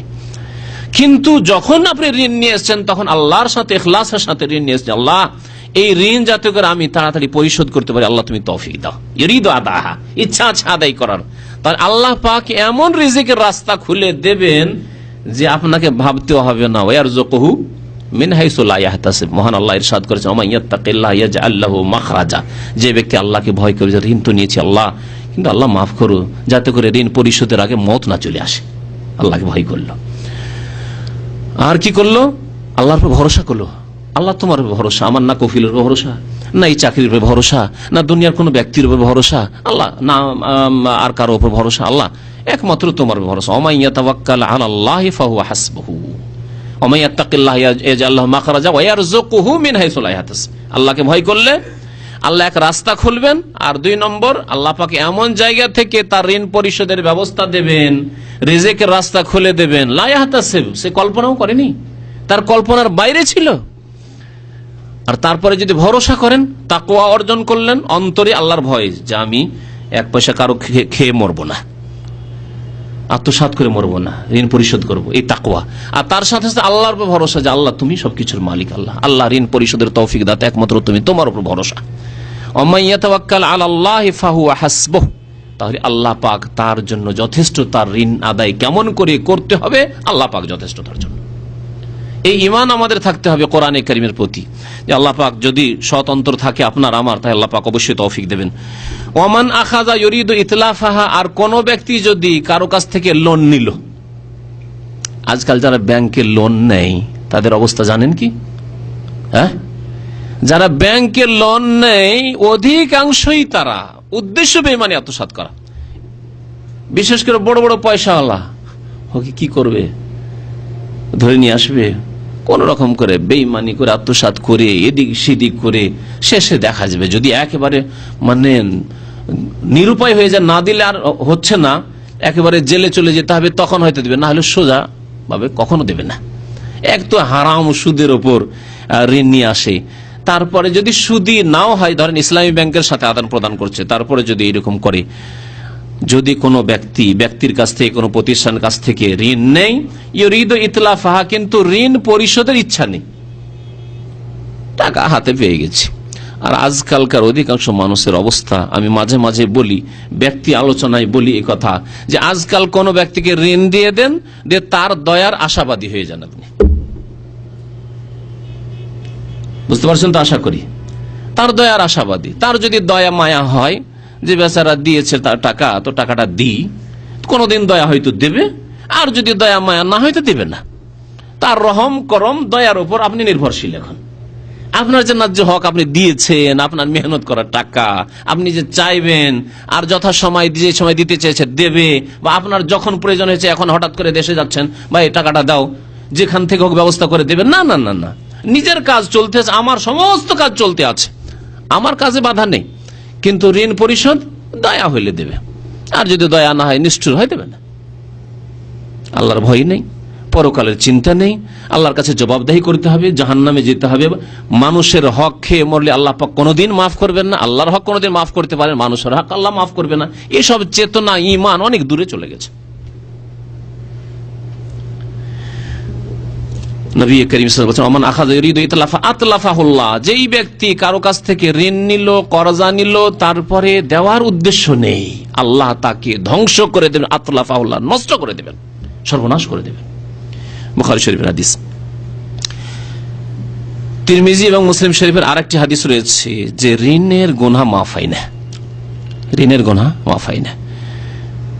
যতগুলি আমল রয়েছে সবচাইতে ফজিলতের আমল বলা হয়েছে, সবচাইতে ফজিলতের আমল এবং কষ্টকর আমল কি হইতে পারে? জিহাদ। সবচাইতে ফজিলতের আমল এবং কষ্টের আমল। আল্লাহ পাক বলছেন, কুতিবা আলাইকুমুল কিতালু ওয়া হুয়া কুরহুল লাকুম, তোমাদের উপর জিহাদ বিধিবদ্ধ করা হয়েছে, কিন্তু তা বড়ই কষ্টকর, তাতে ঝুঁকি নিতে হয়, ছেলে মেয়ে ইয়তিম হবে, স্ত্রী বিধবা হবে, মা বাবার রুজি রোজগার রাস্তা বন্ধ হবে। সুতরাং এখানে গিয়ে মুনাফিকদের চেনা গিয়েছিল নবী সাল্লাল্লাহু আলাইহি ওয়াসাল্লামের জামানায়। নামাজেও চেনা যায়নি, রোজাতেও চেনা যায়নি, হজ যাকাতেও চেনা যায়নি, চেনা গিয়েছিল এই ওহদের ময়দানে গিয়ে রাস্তায় 300 মুনাফিক বেরিয়ে চলে আসলো, সেখানে গিয়ে চিহ্নিত হইল। নবী সাল্লাল্লাহু আলাইহি ওয়াসাল্লাম বলেছেন, জিরওয়াতুস সানামিহিল জিহাদ, ইসলামের সর্বোচ্চ চূড়া, চূড়া চূড়া সব উপরে থাকে, তাই না? দেখেছেন ষাঁড়ের চূড়া, হ্যাঁ চূড়া। ইসলামের চূড়া হচ্ছে জিহাদ। জিহাদ করে, শুধু জিহাদ করে ফিরে আসলো না, বরং সেখানে নিজের জান মাল সবকিছু কুরবানি করে চলে আসলো, শহীদ হয়ে গেল। কিন্তু তার উপর 10,000 টাকা ঋণ ছিল, মাফ করবেন আল্লাহ পাক? আল্লাহ পাক মাফ করবেন না। এত বড় মর্যাদা পাওয়ার পরেও সে আযাবে থাকবে, আল্লাহ পাকের জাহান্নামে জ্বলতে থাকবে, আল্লাহ পাক মাফ করবে না। নবী করিম সাল্লাল্লাহু আলাইহি ওয়াসাল্লামের হাদিস, সহিহ মুসলিমের হাদিস শুনেন, তিরমিজির হাদিস, আন্না রাসূলুল্লাহ সাল্লাল্লাহু আলাইহি ওয়াসাল্লাম قال ইউগফারু লিশ-শাহীদি কুল্লু যামবিন, শহীদের সমস্ত গুনাহ আল্লাহ মাফ করে দেবেন, শহীদের সমস্ত গুনাহ আল্লাহ পাক মাফ করবেন, ইল্লা দাইন, তবে ঋণ কর্জের গুনাহ আল্লাহ পাক মাফ করবেন না। আশা করি যে সব ভাইরা কর্জ নিচ্ছেন, অসৎ নিয়ত যদি থাকে তো নিয়তকে সৎ করে নেবেন। যেসব ভাইরা কর্জ নিতে বাধ্য হচ্ছেন, কর্জের আদান প্রদান করতে হচ্ছে, আল্লাহকে ভয় করবেন। এবং নবী সাল্লাল্লাহু আলাইহি ওয়াসাল্লামের এই একটি হাদিস আমাদেরকে সতর্ক করার জন্য যথেষ্ট। যদি আখিরাতে ঈমান থাকে, যদি জান্নাতে ঈমান থাকে, যদি জাহান্নামে ঈমান থাকে, কবরের আযাবে আমাদের ঈমান থাকে, তাহলে যথেষ্ট। আল্লাহর রাস্তায় আমাদের এতটুকু ঈমানই নেই। আমরা আজকালকার মানুষ, আমি প্রথম নিজের কথাই বলছি, যে আমাদের এতটুকু ঈমানই নেই যে হয়তো আল্লাহর রাস্তায় জিহাদে বেরোতে পারবো। আল্লাহ যেন মাফ করে দেয়, আল্লাহ যেন মাফ করে দেন আমাদেরকে। আর তারপরে যদি জিহাদের ময়দানে গিয়ে শহীদ হয়ে যায়, তারপরে মাফ করবেন না আল্লাহ পাক রব্বুল আলামিন, যদি ঋণ থাকে কাঁধের ওপর। চিন্তা করতে পেরেছেন? তবে জিহাদের বিষয়টি এটা ভাববেন না যে কোনো একজন লোক বললো জিহাদ, জিহাদ না। আজকাল জিহাদের নামে সন্ত্রাসী কাজকর্ম হচ্ছে, সেগুলি থেকে সতর্ক থাকবেন, নিজের ছেলে মেয়েদেরকে সতর্ক করবেন।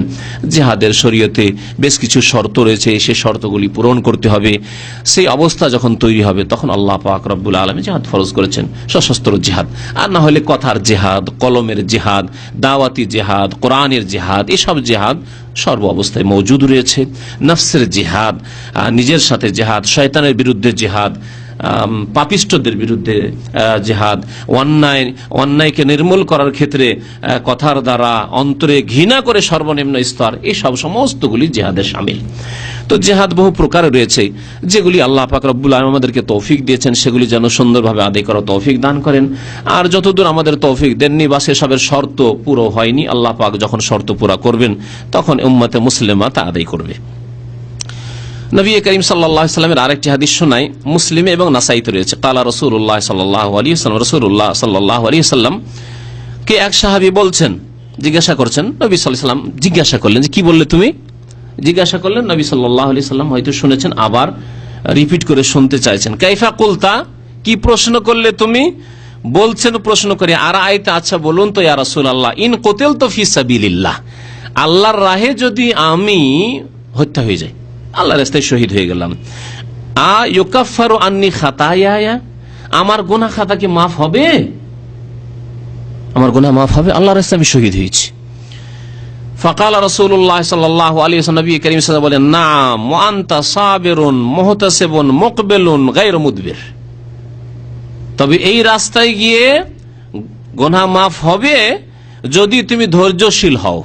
না, ধৈর্যশীল না, পয়সার জন্য গিয়েছো, খ্যাতির জন্য গিয়েছো, নেতৃত্বের জন্য, হ্যাঁ, দেশে তোমার খ্যাতি ছড়াবে, সবাই জানবে যে এক বীর পুরুষ ছিল, বাহাদুরি দেখাবার জন্য গিয়েছো না, ধৈর্যশীল হয়ে গিয়েছো, মুহতাসিবুন নেকির আশায় গিয়েছো, মুকবিলুন এবং সামনে বাড়তেই থেকেছো, গায়রু মুদবির আল্লাহর শত্রুকে কোনোদিন তোমার পৃষ্ঠদেশ দেখাওনি, পিঠ দেখে রণক্ষেত্র থেকে পালিয়ে যাওনি, তাহলে আল্লাহ পাক মাফ করবেন। ইল্লা দাইন, তবে ইল্লা আছে, কিন্তু ঋণের গুনাহ আল্লাহ মাফ করবেন না। এই অবস্থা তো ফাইন্না জিবরিল আলাইহিস সালাম কাল আলী যালিকা, জিবরিল আলাইহিস সালাম এখনই এসে আমাকে জানালেন এই কথা।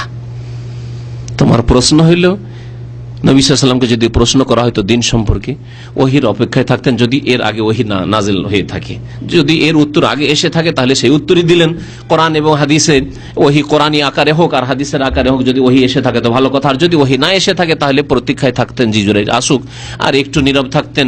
অনেক সময় তাড়াতাড়ি সাথে সাথেই চলে আসতো, ওহি চলে আসতো আল্লাহ 7 আসমানের উপর থেকে, দ্রুত ওহি চলে আসতো আল্লাহর পক্ষ থেকে। আর কখনো কখনো একটু বিলম্ব হইতো, আচ্ছা পরে জবাব দিচ্ছি, 5 মিনিট 10 মিনিট আধা ঘন্টা হয়তো ওই প্রশ্নকারী বসে আছে, নবী সাল্লাল্লাহু আলাইহি ওয়াসাল্লাম জিজ্ঞাসা করছেন, আইনা সাইল, প্রশ্নকারী কোথায়, আনা ইয়া রাসূলুল্লাহ, আমি। নবী সাল্লাল্লাহু আলাইহি ওয়াসাল্লাম বলছেন যে তোমার প্রশ্নের উত্তর হচ্ছে। নবী করিম সাল্লাল্লাহু আলাইহি ওয়াসাল্লাম বলেন যে ফাইন্না জিবরিল আলাইহিস সালাম কাল আলী যালিকা, আমাকে বলে গেলেন এখনই যে যদি কোনো ব্যক্তি আল্লাহর রাস্তায় ধৈর্যশীল হয়ে নেকির আশায় সামনে বাড়তে থাকে, আল্লাহর রাস্তায় যদি জিহাদ করে, গুনাহ খাতা মাফ হবে, ইল্লা দাইন, তবে ঋণের গুনাহ মাফ হবে না। এই হচ্ছে আল্লাহ পাকের ওহী। আল্লাহ পাক যেন আমাদেরকে কোরআন এবং হাদিসের প্রতি আমল করার তৌফিক দান করেন। নবী করিম সাল্লাল্লাহু আলাইহি ওয়াসাল্লামের আরেকটি হাদিস শোনাই, ঋণ যে কত গুরুত্বপূর্ণ বিষয় এবং ঋণ সম্পর্কে আমরা যে কত গাফিল এবং উদাস, এত গাফিলতিতে আছি যে ঋণের বোঝা আছে, কোনো খোঁজ খবরই নেই।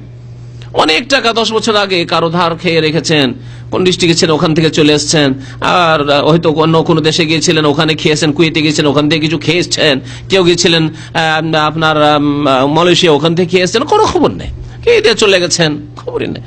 এখন হয়তো খুব ভয় হইলে মাসলা জিজ্ঞাসা করেছেন, আচ্ছা ওই লোকের তো খোঁজ খবর রাখি না, কেন রাখেন না? আপনি টাকা নিতে বলছেন, তার আপনি অ্যাকাউন্ট নম্বর রাখতে হবে না, তার ঠিকানা রাখতে হবে না আপনাকে, আপনি এই ক্ষেত্রে গাফিলতি করেছেন, সুতরাং আল্লাহর কাছে জবাবদিহি করতে হবে।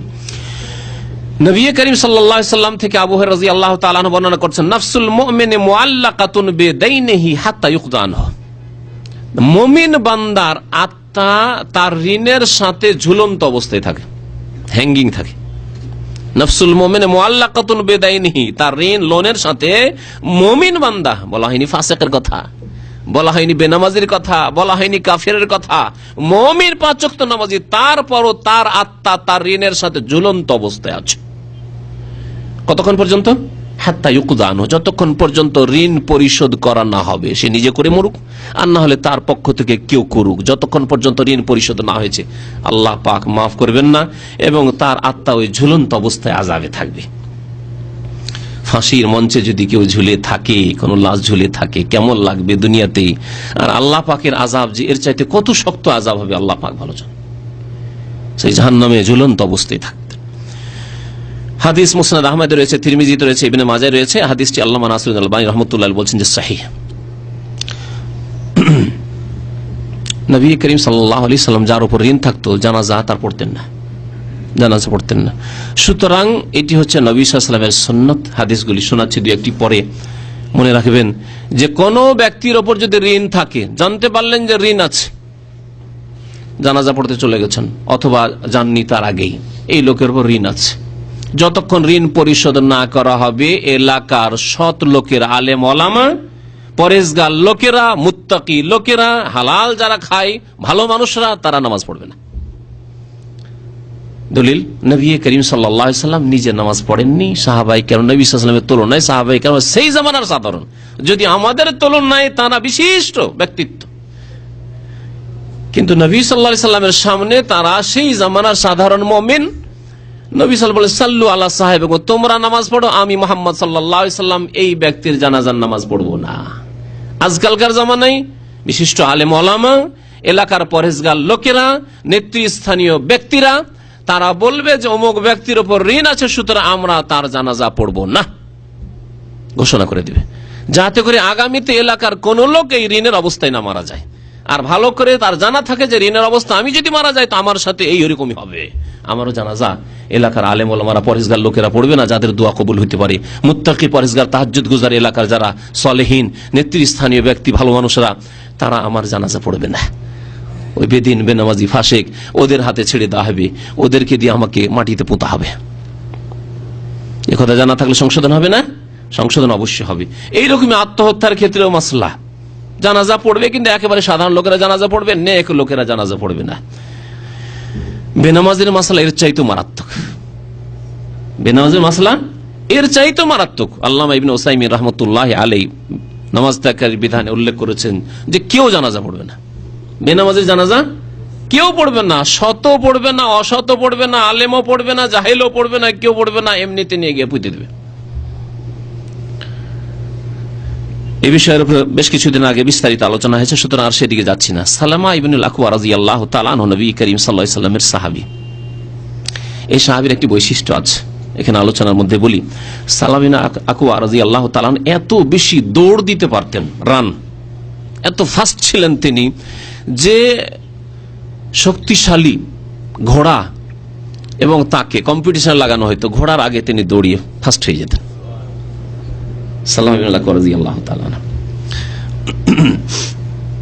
বলছেন যে কন্যা জলুসান ইনদা নবী সাল্লাল্লাহু আলাইহি ওয়াসাল্লাম, আমরা নবী সাল্লাল্লাহু আলাইহি ওয়াসাল্লামের সাথে বসেছিলাম। ইজ উতিয়া বিজানাজাতিন, হঠাৎ করে একটি জানাজা নিয়ে আসা হলো। ফাকালু সাল্লি আলাইহা, লোকেরা বললেন যে ইয়া রাসূলুল্লাহ আপনি এই জানাজা পড়ে দেন। ফাকালা হাল আলাইহি দাইন, নবী করিম সাল্লাল্লাহু আলাইহি ওয়াসাল্লাম জিজ্ঞাসা করতেন, প্রত্যেকটি মাইয়িতকে জানাজার জন্য নিয়ে আসা হলে জিজ্ঞাসা করতেন হাল আলাইহি দাইনুন। দেখুন এই হাদিসে তিনবার করে তিনটি জানাজা আসবে, প্রত্যেকটিতে জিজ্ঞাসা করেছেন।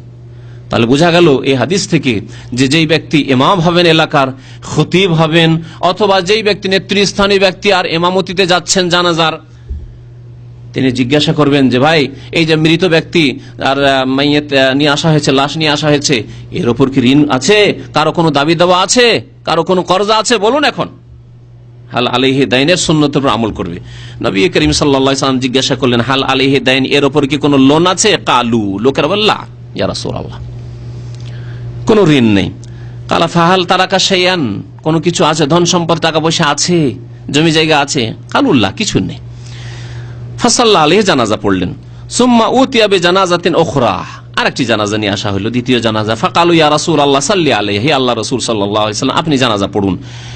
কালা হাল আলাইহি দাইন, আবার জিজ্ঞাসা করলেন এর কি উপর ঋণ আছে? কিলা নাম, হ্যাঁ এর উপর ঋণ আছে। কালা ফাহাল তারাকা শাইআন, ঋণ তো আছে, ঋণ পরিশোধ করার জন্য কিছু পরিত্যক্ত ধন আছে। হাল তারাকা শাইআন, পরিত্যক্ত কিছু ধন আছে, জমি জায়গায় হোক, আর খেজুর বাগানি হোক, আর টাকা পয়সায় হোক, স্বর্ণ চাঁদি হোক, আছে কিছু, দিনার দিরহাম হোক।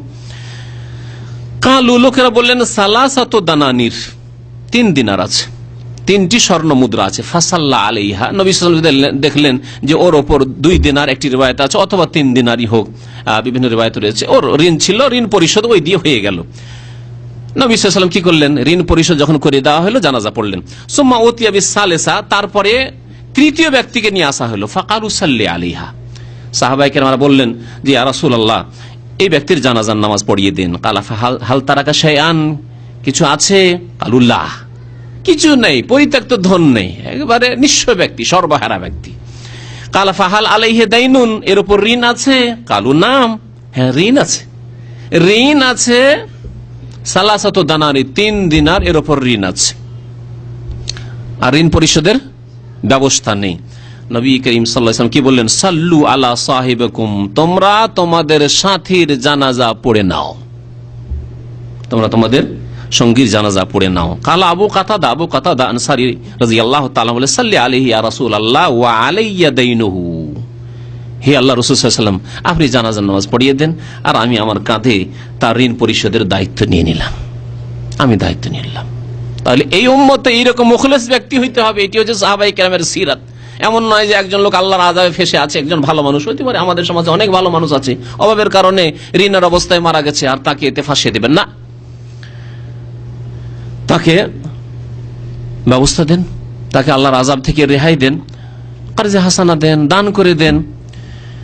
তো নবী করিম সাল্লাল্লাহু আলাইহি সাল্লাম বললেন যে তোমরা তোমাদের সাথীর উপর নামাজ পড়ো, ফাসাল্লা আলিহা, বলছেন যে আবু কাতাদা বললেন যে আমি ঋণ পরিশোধ করে দেবো, ফাসাল্লা আলিহে। যখন আবু কাতাদা রাদিয়াল্লাহু তাআলা ঋণ পরিশোধের দায়িত্ব নিলেন, তখন নবী করিম সাল্লাল্লাহু আলাইহি সাল্লাম ওই ব্যক্তির জানাজা পড়লেন। রাওয়াহুল বুখারী, সহিহ বুখারীতে রিওয়ায়াত রয়েছে। এছাড়াও বেশ কিছু হাদিস রয়েছে, জাবের বিন আব্দুল্লাহ থেকে আরো রিওয়ায়াত রয়েছে যে এইরকম ঘটনা, একটি ঘটনা না, নবী সাল্লাল্লাহু আলাইহি ওয়াসাল্লামের জামানায় বহু ঘটনা এরকম ঘটেছে। যখনই কোনো মাইয়াতকে নিয়ে আসা হতো, নবী সাল্লাল্লাহু আলাইহি ওয়াসাল্লাম জিজ্ঞাসা করতেন, আর যদি ঋণ পরিশোধের ব্যবস্থা থাকতো তাহলে জানাজা পড়তেন, আর ঋণ পরিশোধের ব্যবস্থা নেই অথচ ঋণী ব্যক্তি, তাহলে জানাজা পড়তেন না, তোমরা জানাজা পড়ে নাও।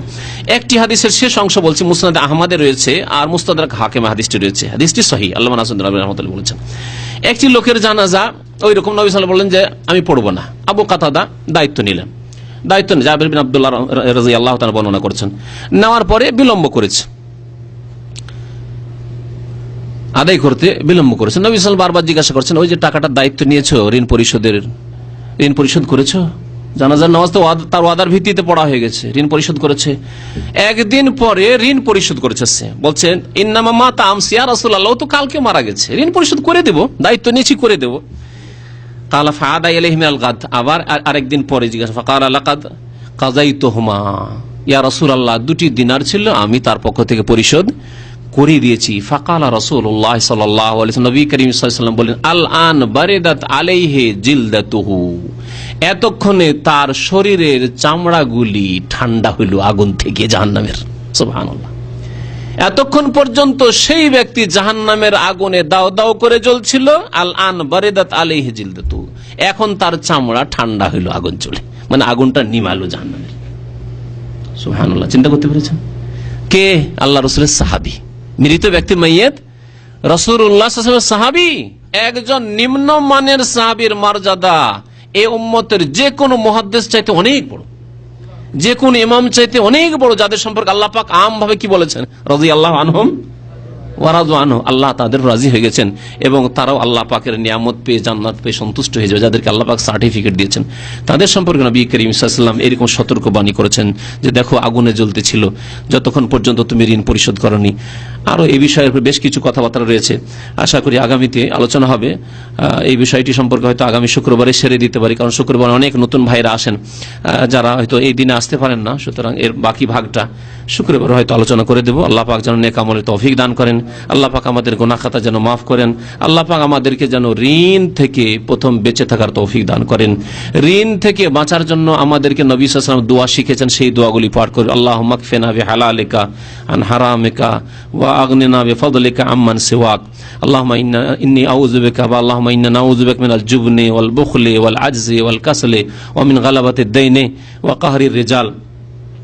এইভাবে বিভিন্ন দোয়া, তাছাড়া নিজের ভাষায়, জরুরি নয় যে আরবি ভাষায় দোয়া মুখস্থ করা পারছি না করতে, সুতরাং দোয়াও করছি না, এমন নয়। আল্লাহ তুমি আমাকে ঋণ মুক্ত রাখো, আল্লাহ তুমি আমাকে ঋণ থেকে মুক্ত হওয়ার তৌফিক, যদি ঋণ থাকে তো আল্লাহ আমাকে ঋণ থেকে মুক্ত হওয়ার তৌফিক দাও, আল্লাহ আমাকে ঋণই করিও না কখনো, আল্লাহ ঋণ দেওয়ার তৌফিক দাও, যেন কখনো ঋণ না নিতে হয়। এইভাবে নিজের ভাষায় দোয়া করেন, কারণ মুমিন বান্দার দোয়া আল্লাহ পাক শোনেন যদি অন্তর থেকে দোয়া করে। আল্লাহ পাক যেন আমাদেরকে মানুষের হক আদায় করার তৌফিক দান করেন, মুমিন ভাই বোনদের হক আদায় করার তৌফিক দান করেন, আল্লাহ পাক যেন তার হক আদায় করার তৌফিক দান করেন।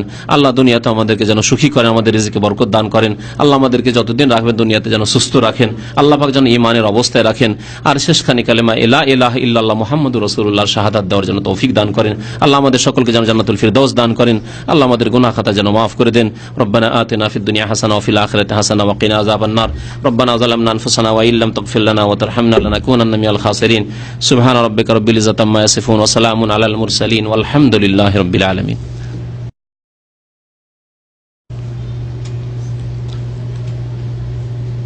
এক ভাই লিখেছেন কুলুবুল মুমিন আরশুল্লাহ বা আরশুর রহমান, আমাদের দেশে খুব মশহুর আছে না? এটি কোনো হাদিসই নয়, এটি কোনো হাদিসও নয়। কুলুবুল মুমিন আরশুর রহমান, এখানে আমাদের এক লোক ছিল খুদেরিয়া, এখনো থাকে, ফরিদ, চেনে নয়, অধিকাংশ ভাইরা চেনে, বিশেষ করে সেই জন্য বললাম আগে রেকর্ড করতে। এখানে এই ফরিদ যখন নতুন সৌদি আরব আসে বাংলাদেশ থেকে, আসার পরে একটু দেখলাম হুজুর টাইপের লোক, হুজুর টাইপের লোক। তো এইখানে দাঁড়িয়েছে, এই সাইডে করে দাঁড়িয়েছে। ওকে জিজ্ঞাসা করলাম, বলুন তো আল্লাহ কোথায়? তখন চট করে আমাকে আরবিতে, বাংলা, আমি জিজ্ঞেস করছি বাংলায়, আর উত্তর দিচ্ছে আরবিতে, বলছে কুলুবুল মুমিন আরশুর রহমান। আমি বললাম মাশাআল্লাহ, কুলুবুল মুমিন আরশুর রহমান, মুমিনের কলব হচ্ছে আল্লাহর আরশ, মানে মুমিনের কলবে এখানে আল্লাহ আছে। তাহলে কতটা আল্লাহ? আমার কলব আছে, আপনার কলবে, তো এখানে তো মাশাআল্লাহ 100-150 আল্লাহ আছে। তো এই 100-150 আল্লাহ যদি এখানে থাকে, তাহলে হিন্দুদেরকে আমরা হারিয়ে ফেলবো। হিন্দুদের 12 মাসে 13 পূজার কথা শুনেছি, আর এখন ইদানিং খুব চলছে, আর এই মাসটাই। তারপরে আপনার যদি খুব বেশি যদি নেন, তো তাদের কাছ থেকে শোনা 33 কোটি দেবতার কথা শোনা, গঙ্গা, যমুনা, সবকিছু এগুলো আর কি, যত নদী নালা আছে, পাহাড় পর্বত আছে, লিঙ্গ থেকে শুরু করে, তো এই দিয়ে 33 কোটি, ম্যাক্সিমাম 33 কোটি দেবতা। আর আমাদের তো 33 কোটির চেয়ে তো অনেক বেশি, মানে যত কল্লা তত আল্লাহ, যত কল্লা তো মানে যত মানুষ তত আল্লাহ। তাহলে আমরা হিন্দুদেরকে হারিয়ে দেবো। তোরা বলছে 33 কোটি, আমাদের কোটি কোটি কোটি কোটি, তোর 33 মাত্র। ये मुसलमान है जिन्हें देख के शर्मा यहूद। अल्लामा इकबाल रहमतुल्लाह এই জন্য বলেছেন, ওয়াজা में तुम हो नसारा तो तमद्दुन में हुनूद, ये मुसलमान है जिन्हें देख के शर्मा यहूद। তোমরা তো ওয়াজা মানে তোমাদের চাল চলনে তোমরা খ্রিস্টানদের মতো, আর তামাদ্দুন মে হুনুদ মানে তোমাদের সংস্কৃতি সভ্যতায় তোমরা হিন্দুদের মতো। আর ইয়া মুসলমান, হে এমনই মুসলমান যে শর্মা, ইয়া তোমাদেরকে দেখলে ইহুদিও লজ্জা পায়। তা আমরা যদি হিন্দুদেরকে বলতে পারি যে তোমাদের 33 কোটি আছে, তা আমাদের কোটি কোটি আছে, কারণ কুলুবুল মুমিন আরশুর রহমান, আমাদের হুজুর রাবিদাতে শিখেছে কুলুবুল মুমিন আরশুর রহমান, মুমিনের কলবে কলবে আল্লাহ আছে। তা আল্লাহর তো অভাবই নেই। অথচ আল্লাহ পাক বলেন কুল হু আল্লাহ, আল্লাহ এক। তো আল্লাহ এক কে এত ভাগ করে আপনার কলবে আমার কলবে, হ্যাঁ, মধ্যখানে ফাঁক কি করে? সুবহানাল্লাহ। আল্লাহ পাক যেন বুঝার তৌফিক দান করেন। আল্লাহু আহাদ, আল্লাহুস সামাদ, লাম ইয়ালিদ ওয়া লাম ইউলাদ ওয়া লাম ইয়াকুল লাহু কুফুয়ান আহাদ।